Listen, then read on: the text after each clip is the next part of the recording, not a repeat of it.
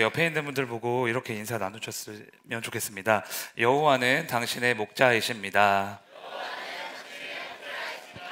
네, 한 번 더. 주님이 늘 우리와 함께 하십니다. 네, 여호와는 우리의 목자 되시고 또 우리와 언제나 동행하시는 분인 줄로 믿습니다. 오늘은 여호와는 나의 목자시니라는 제목으로 시편 23편 말씀을 나누도록 하겠습니다. 제가 한 절, 여러분들이 한 절 이렇게 교독할게요. 여호와는 나의 목자시니 내게 부족함이 없으리로다.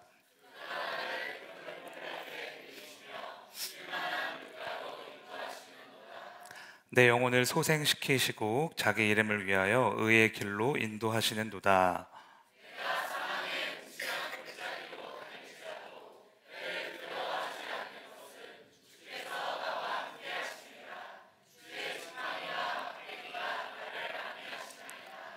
주께서 내 원수의 목전에서 내게 상을 차려주시고 기름을 내 머리에 부으셨으니 내 잔이 넘치나이다.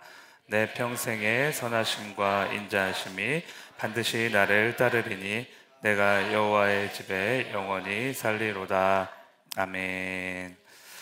네, 우리에게 너무나 익숙한 이 시편 23편은 다윗의 인생이 이제 거의 이제 끝마칠 무렵에 다윗이 자신의 삶을 되돌아보면서 하나님께 고백한 시입니다. 이제 다윗이 백발이 성성한 할아버지가 돼서 자신의 인생을 쭉 이렇게 회상해 보니까 한 문장으로 인생을 요약할 수가 있었는데 그게 바로 여호와는 나의 목자시니, 그러니까 이 고백이었다는 거예요. 주님은 내 인생을 인도하셨고 동행하셨으며 늘 나를 건져주신 선한 목자셨다라는 거죠. 사망의 골짜기를 지날 때에도 주님의 선하심과 인자하심이 나와 늘 함께 하셨다. 그래서 나는 이제 더 이상 부족한 것이 없다. 이렇게 주님께 감사의 고백을 드리고 있습니다. 그런데 여러분, 여호와는 나의 목자시니 부족함이 없다 라는 이 고백은 너무나 멋진 고백이지만, 그런데 한편으로는 정말 내가 이렇게 고백할 수 있나? 라는 생각을 들게 하는 말씀이기도 하잖아요. 여러분, 솔직하게 정말 부족한 게 없다고 고백하십니까? 하나님 한 분이면 더 이상 바랄 것이 없다 이렇게 고백하시나요? 그리고 다윗 또한 평생 하나님만을 목자로 모셨고, 그리고 자신은 양이 되어 늘 순종하며 살았지만 다윗의 인생에도 부족한 게 전혀 없었을까요? 사실 다윗에게도 부족한 게 늘 있었고요. 지금 우리에게도 여전히 부족한 게 넘쳐나잖아요. 그런데 어떻게 부족함이 없습니다 라고 우리가 고백할 수 있냐는 거죠. 그러니까 여기서 부족함이 없다라는 다윗의 이 고백은 우리 눈에 보이는 그 육적인 것들을 의미하는 게 아니에요.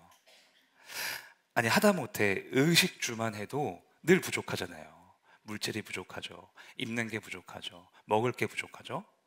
우리가 살아가는 환경이나 상황만 놓고 보면 우린 늘 부족한 인생인 거죠. 결국 이 부족함이 없다는 건 영혼의 갈증, 영혼의 목마름에 대한 부족함이 이제는 전혀 없다, 그런 뜻입니다. 물질로 채워지고 사람으로 채워지고 세상 지식으로 채워지고 그 밖에 수많은 것들로 채워져도 단 하나 채워지지 않는 게 있는데, 그게 뭡니까? 영혼의 목마름. 영혼의 갈증은 사람의 힘과 노력으로 이 세상에 있는 것들로 절대 채울 수가 없는 거예요. 그래서 이 영혼의 목마름은 주님께서 우리를 찾아와 주셔야만, 주님이 나를 택하여 주셔야만, 주님께서 우리에게 십자가의 사랑을 깨닫게 해 주셔야만 채워지는 것입니다. 갈피를 못 잡고 있던 우리의 영이, 어둠에 갇혀있던 우리의 영혼이 예수 그리스도의 영으로 채워져야 이게 부족함이 없는 거구나, 다윗처럼 이렇게 고백할 수 있게 되는 거죠. 주님이 나의 목자가 되시고 내가 그분의 양이 되니까, 그 영적인 관계가 형성되니까 정말 부족한 게 없구나. 주님 한 분만으로 나의 영혼이 너무나 기쁘고 감사하고 행복하구나 라고 고백하는 거예요. 그러니까 부족함이 없다라는 이 말씀이 뜬구름 잡는 말씀이 되지 않고 우리에게 실제적으로 적용되기 위한 키포인트는 뭐예요? 주님과 나의 영적인 관계, 이 관계에 달려 있다는 겁니다. 그 하버드 대학에서요 746명을 무려 75년 동안 추적을 해서 무엇이 사람을 행복하게 하는가, 이 주제를 연구한 적이 있어요. 먼저 746명을 두 부류로 나눴는데, 한 부류는 하버드 대학을 다니고 있는 19살 373명이었고요. 한 부류는 보스턴 빈민가에서 살고 있는 19살 373명의 젊은이들이었습니다. 그리고 연구를 진행하기에 앞서 먼저 물어봤죠. 무엇이 사람을 행복하게 합니까? 그러니까 19살 그 젊은이들이 다 그렇게 이구동성으로 대답을 하는 거예요. 물질이요, 명예요, 성공이요. 이렇게 대답을 했습니다. 그리고 이제 75년 동안 그들의 삶을 계속 추적해서요, 이제 그들이 90살이 넘는 할아버지가 됐어요. 그리고 그들에게 다시 물었습니다. 이제까지 무엇이 당신의 인생을 행복하게 해줬습니까? 그런데 놀랍게도 하버드 대학을 나온 석학들이나 보스턴 빈민가에서 처절하게 살았던 사람들의 대답이 동일했습니다. 그게 무엇인지 아십니까? 그들의 대답은 관계였어요. 관계. 내가 어떤 대상과 관계를 맺고 있는가, 그리고 내가 그 대상과 어떻게 건강한 관계를 만들고 있었는가, 그 관계를 통해 나는 무엇이 채워지고 있었는가. 이렇게 모든 사람들의 대답은요, 물질도 아니고 명예도 아니고 지식도 아닌 관계였어요. 관계를 통해 채워지는 걸 경험했던 사람은 보스턴 빈민가에서 살았을지라도 제 인생이 너무 행복합니다, 이렇게 고백을 했고요. 그와 반대로 하버드 대학 나와서 부와 명예를 다 거머쥐었지만 관계가 뒤틀리고 깨진 사람은 행복을 느끼지 못했다는 거예요. 그래서 우리 인생이 정말 행복하길 원한다면 누구와 관계를 맺는가, 또 어떻게 그 관계를 우리가 맺어나가고 있는가, 이게 가장 중요하다는 거죠. 다윗은 이 비밀을 알았던 것 같아요. 내가 주님이 나의 목자가 되시고 내가 그분의 양이 되니까 이렇게 살아가는 게 정말 가장 행복한 인생이 맞구나. 주님이 내 안에, 내가 주님 안에 거하는 이 끊어질 수 없는 관계가 나를 가장 행복하게 하는 것이었구나. 그래서 할아버지가 된 다윗은요, 자신의 인생을 돌아보면서 주님이 나의 목자가 되어주셔서 나는 정말 부족함이 없는 인생이었습니다 라고 고백할 수 있었던 거죠. 이 말씀 묵상하면서 저도 그런 도전을 좀 받게 되더라고요. 언젠가 나도 이 세상 떠날 텐데 주님이 부르실 때, 주님이 나의 목자가 되셔서 정말 부족한 것이 없는 인생이었습니다. 주님 한 분만으로 만족했던 너무나 감사한 인생이었습니다. 이 고백을 죽기 전에 꼭 드리고 싶다, 이 도전이 생기더라고요. 여기에 있는 우리는 이제 천국에 가는 날은 다 다르겠지만 천국에 갈 때 주님께 드리는 고백은 다 동일했으면 좋겠어요. 오늘 시편 23편 1절의 말씀을 가슴에 꼭 품으시고 사셨으면 좋겠어요. 그래서 나중에 주님이 저와 여러분들을 천국으로 이제 부르실 때 주님이 나의 목자가 되셔서 정말 부족한 것이 없었습니다. 너무 감사했습니다. 너무 행복했습니다. 이렇게 고백하게 되기를 주님의 이름으로 축원합니다. 네, 그렇다면 다윗은 도대체 인생에서 어떤 하나님을 만났길래 이렇게 건강한 관계를 형성할 수 있었던 건지 우리 말씀을 좀 세세하게 살펴보면서 알아봤으면 좋겠습니다. 2절 말씀을 우리 같이 한번 읽어볼까요? 시작. 그가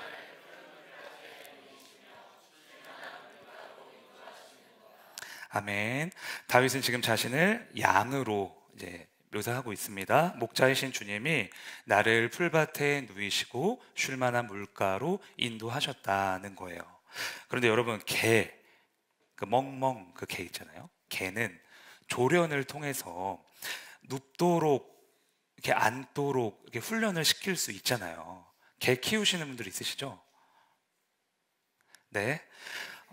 그 개는 훌륭하다라는 프로그램을 제가 잠깐 보면은 뭐 진짜 이상한 개들 엄청 많이 나오더라고요. 막 싸나운 개들. 근데 그 강영욱 씨가 이렇게 좀 조련해주면 금방 또 착한 개로 이렇게 바뀌는 거죠. 하지만 양은 그게 불가능하대요. 조련이 잘 안 된대요. 누구도 양을 억지로 눕게 만들 수가 없다는 거예요. 왜냐하면 양이 아주 예민한데 동시에 고집이 너무 센 동물이라서. 그러니까 절대 아무 곳에나 눕지 않는다는 거죠. 그래서 최소 4가지 조건이 충족이 돼야 양이 그제서야 눕기 시작하는데, 첫 번째, 배가 불러야 되고요. 두 번째, 목의 갈증이 해결돼야 되고, 세 번째, 야생 동물에 의해 위협을 받지 않아야 되고, 네 번째, 곤충의 괴롭힘으로부터 자유로워져야 된다는 거예요. 이게 최소 조건입니다. 그러니까 굉장히 까다롭죠. 그런데 잘 생각해 보면 목자이신 주님께서는 양과 같은 우리에게 늘 이렇게 해주고 계신다는 거예요. 여러분, 우리가 얼마나 까탈스럽습니까? 솔직하게 우리가 하나님께 요구하는 게 얼마나 많아요. 또 고집은 얼마나 셉니까? 그런데 주님은 그걸 다 들어주신다는 거예요. 연약한 우리를 있는 모습 그대로 이해해 주신다는 것입니다. 주님, 저 할 수 없어요. 저 누울 수 없어요. 주님이 해주세요 라고 하면 너 왜 눕지도 못하냐 라고 혼내지 않으시고, 그래, 내 힘으로는 누울 수가 없었지, 내가 대신 해결해 주마 하면서 우리의 대적도 물리쳐 주시고 우리의 상처도 싸매 주시고 영육 간의 목마름도 다 해결해 주신다는 것입니다. 우리가 주님 안에서 평안을 누릴 수 있도록, 안식을 취할 수 있도록 날마다 도와주신다는 거죠. 그리고 또 쉴만한 물가로 인도하신다라고 하셨는데, 여기서 쉴만한 물가는 저는 이게 쉬냇물인 줄 쉬냇물이 아니라 시냇물인 줄 알았어요. 죄송합니다, 발음이. 쉴만한 물가? 시냇물을 말하는 거구나. 이번에 그 성경 연구하기 전까지는 그렇게 생각을 하고 있었는데, 다시 한번 보니까요, 쉴만한 물가는 시냇물이 아니라 고여있는 물, 멈춰있는 물이라는 거예요.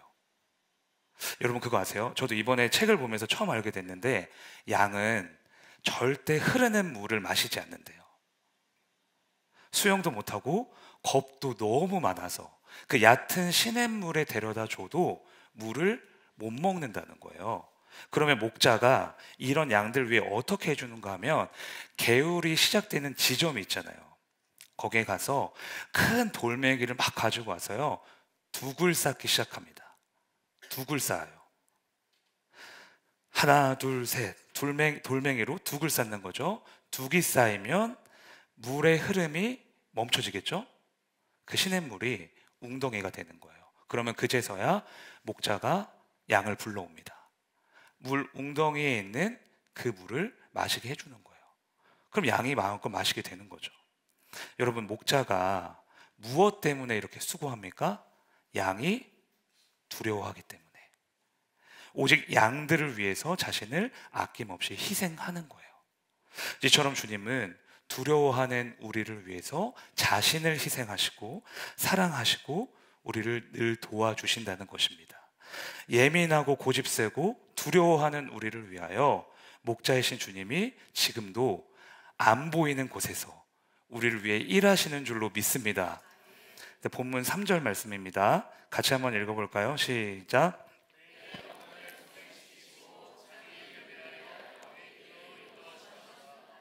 아멘.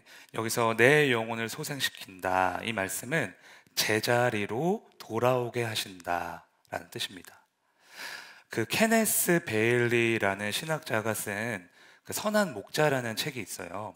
그 책에서 내 영혼을 소생시킨다. 이 말씀의 의미를 너무나 잘 해석했습니다. 한번 들어보세요. 양이 스스로 길을 잃어버렸다는 걸 알게 되면 덤불 속이나 바위 밑에 숨어서 파르르 떨며 매 소리를 낸다. 문제는 야생 동물이 먼저 양을 찾으면 안 된다는 것이다. 그래서 목자는 양의 소리를 듣자마자 신속하게 양을 찾아낸다. 발견된 양은 극도로 불안정하여 제대로 걸을 수조차 없기에 목자는 양을 어깨에 걸쳐 매고 마을로 돌아온다. 극도로 불안정하여 걸을 수조차 없는 양을 목자가 어깨에 들쳐매고 집으로 돌아오는 것이 바로 소생시킨다의 뜻이라는 거예요. 무서워서 덜덜 떨고 있는 우리를 자신의 어깨로 업어 하나님의 품으로 돌아오게 하신다는 거죠. 그래서 예수님이 나는 잃어버린 양을 찾으러 이 땅에 왔다, 이렇게 말씀하시잖아요. 예수님은 당시 이 사람들에게요, 이런 백그라운드를 가지고 말씀을 하신 거예요. 너희가 그렇게 두려워하고 있다는 거 다 안다. 너네 솔직히 세상이 무섭지, 세상 살기가 두렵지, 그래, 다 알고 있다. 그러나 안심해라. 내가 너희에게 걸으라고 하지 않고 내가 너희를 업어 십자가의 구원을 이루어 주겠다. 너희가 갈 수 없다면 내가 너희를 업고 죽음의 다리를 건너 생명의 천국으로 인도하겠다. 죄와 죽음의 권세 아래에 있는 너희들을 반드시 소생시키겠다. 이 복음을 우리에게 선포하신 거죠. 이렇게 예수님은 걷지 못하는 우리에게요, 너 좀 걸어야지, 왜 못 걷니? 라고 하지 않으시고 우리를 직접 업어서 생명으로 인도하시는 줄로 믿습니다. 두려워 떠는 우리 인생에 찾아오셔서 두려움을 뛰어넘는 인생으로 만들어주시는 줄 믿습니다. 그래서 예수님이 이런 말씀하시죠. 요한복음 10장 14절 15절입니다. 같이 읽어볼게요. 시작.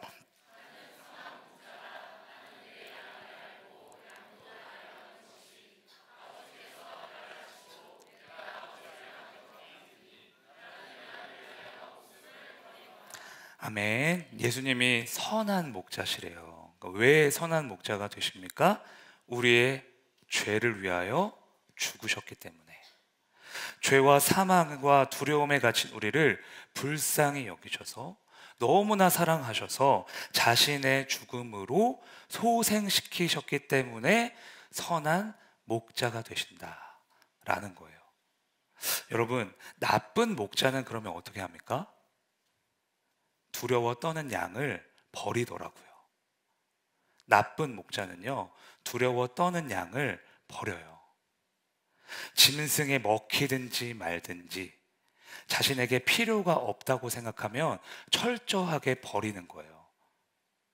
벌벌 떨고 있는 양이 사실 목자에게 무슨 도움이 되겠습니까? 그러니까 버리는 거죠. 그런데 예수님은 그런 목자가 아니라는 거예요. 우리를 십자가의 은혜로 업어서 무조건 천국으로 인도하시겠다. 주저앉은 사람, 멈춘 사람, 지금 두려워 떠는 사람, 돈이 없는 사람, 성격이 이상한 사람, 눈먼 자, 못 듣는 자 다 상관없습니다. 예수님은 조건으로 우리를 택하신 게 아니라 십자가의 사랑으로 택하신 거기 때문에. 그래서 지금도 주님은요, 두려워하고 있는 우리를 업으셔가지고 우리가 가지 못하는 길을 가게 하시고 우리가 할 수 없는 것을 하게 하시는 줄로 믿습니다. 세상을 뛰어넘는 인생이 되게 하실 줄로 믿습니다. 우리 옆에 있는 분들 보고 이렇게 한번 인사하실까요? 주님의 등에 어부바 하셨습니다. 네, 좀 웃으면서 다시 한번 주님의 등에 어부바 하셨습니다. 네, 우리는 주님의 등에 업힌 사람들이에요. 여러분 이거 꼭 기억하고 사시길 바랍니다. 자, 이제 4절 말씀 한번 볼까요? 같이 읽겠습니다. 시작.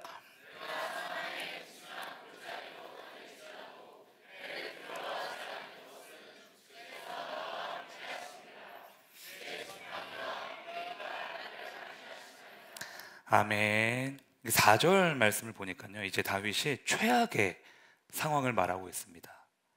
자, 우리 인생에서도 이제 사망의 골짜기를 만날 때가 있잖아요. 그러니까 다윗이 살았던 그 중동의 광야도요, 실제로 그 음침한 골짜기와 험한 계곡들이 엄청 많았어요. 그런데 바위로 만들어진 골짜기나 계곡은 너무 비좁아서 거기에 잘못 들어가면 양이 나올 수가 없는 거예요. 꼼짝없이 갇히는 거죠. 만약에 양이 그곳에 혼자 들어갔다고 생각을 해보세요. 그거 어떻게 나옵니까? 골짜기에서. 또 그런 골짜기에 누가 숨어 있는가 하면요, 중동에, 실제로 그 광야에 도둑과 강도들이 숨어 있습니다. 바위가 많잖아요. 바위 밑에 숨어 있는 거예요. 뭐 하려고? 지나가는 짐승들 잡아서 내다 팔려고, 아니면 지나가는 나그네들을 그 돈을 빼앗아 가지고 자기가 이제 가져가려고 숨어 있는 거죠. 그러니까 우회할 길도 없고 탈출구도 없고 강도가 우글거리는 그 골짜기를 지나가려면 진짜 생명을 걸어야 되는 거예요. 이 사망의 골짜기가 광야에 실제로 있는데 이걸 지나가려면 진짜 생명 걸지 않고 못 지나가요. 그러니까 다윗이 사망의 골짜기다 이렇게 표현하고 있는 거죠. 그런데 다윗은 두렵지가 않다는 거예요. 왜? 우리 말씀이 나오잖아요. 주님의 지팡이와 막대기로 나를 안위하시기 때문에, 나를 보호하고 계시기 때문에 두렵지 않다는 것입니다. 여러분, 목자한테 이 지팡이는 어떤 용도인지 아세요? 지팡이 끝에가 이렇게 구부러져 있잖아요. 그러면 지팡이로 바위 틈이나 웅덩이나 덤불에 빠져 있는 양을 구출할 때 이렇게 써요. 다리나 이 허리를 낚아채 가지고 끌어올릴 때 이 지팡이를 쓰는 거예요. 그래서 이 지팡이가 꼭 필요하고요. 그 막대기는 뭐 할 때 씁니까? 광야에 누가 있죠? 늑대도 있고요, 이리도 있고 사자도 있어요. 그러면 목자가 그 순간에는 전사가 되어서 대신 싸워야 되는 거예요. 목숨을 걸고 이 양을 지켜야 되니까. 그래서 막대기와 지팡이, 이 두 가지 다 목자가 쥐고 있는 거죠, 양손으로. 이처럼 주님이 지팡이로 날 구원해 주시고 막대기로 나의 대적들을 대신 물리쳐 주시니까 사망의 골짜기에 들어갔다 할지라도, 그게 몇 번이나 인생에서 반복될지라도 다윗은 두렵지 않았던 겁니다. 그래서 다윗이 골리앗이랑 싸울 때 이런 믿음의 고백하죠. 자, 사무엘상 17장 47절 말씀입니다. 같이 읽어볼게요. 시작.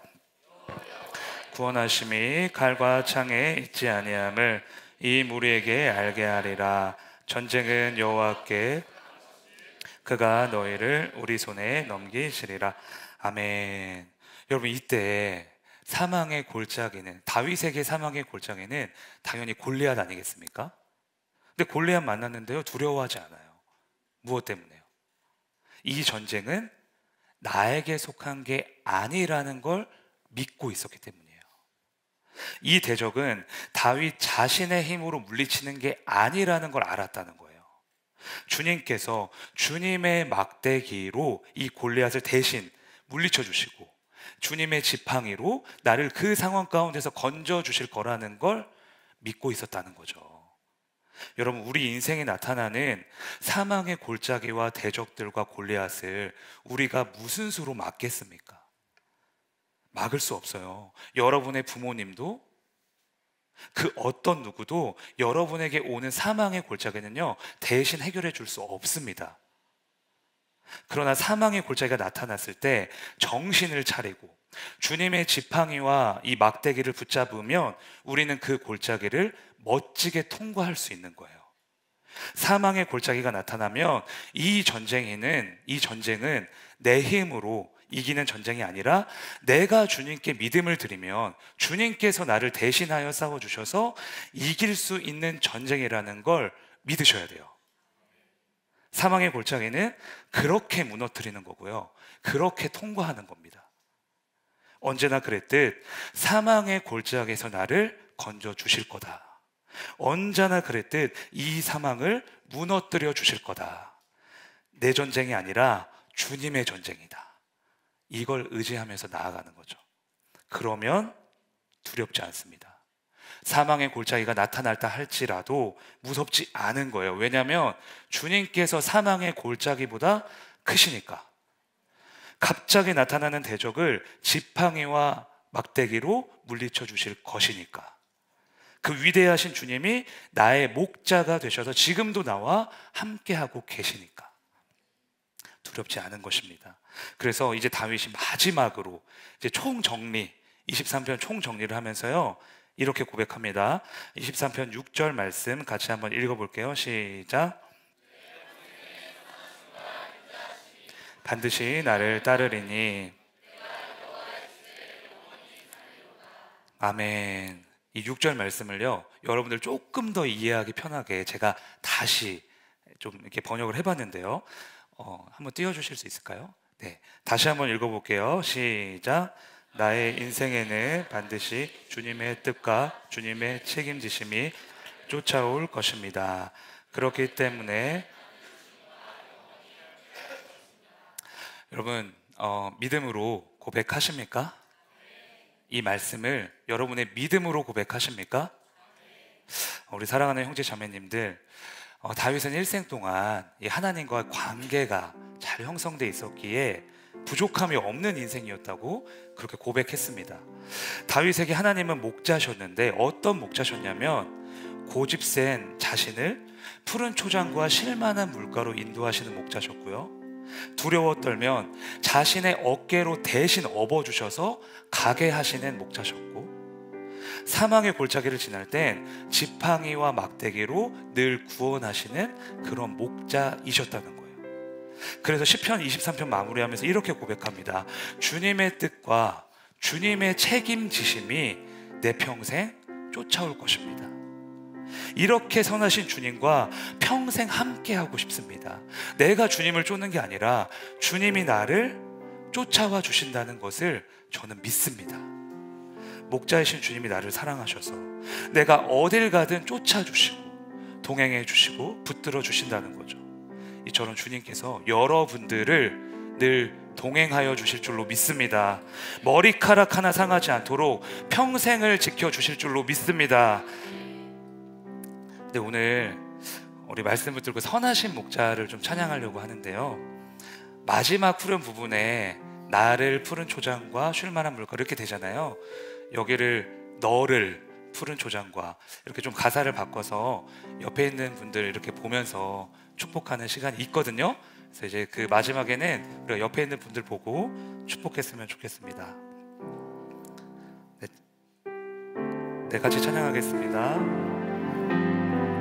네, 선하신 목자, 선하신 목자, 날 사랑하는 분, 주 인도하는 곳 따라가리.